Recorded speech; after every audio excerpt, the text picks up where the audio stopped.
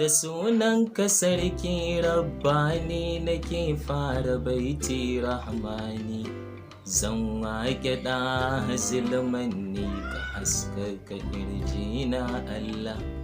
Salati aminci ya Allah ka daɗa ga shi bin Abdallah, a anima aiki Rasulallah ainil ma'arif nurillah.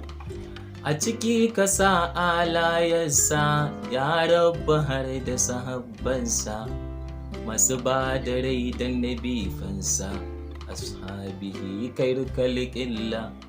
Salamun alaika Rasulallah ya sayyidi mahbuballah, ya madogarar bayan Allah, kai ne habibi nurillah.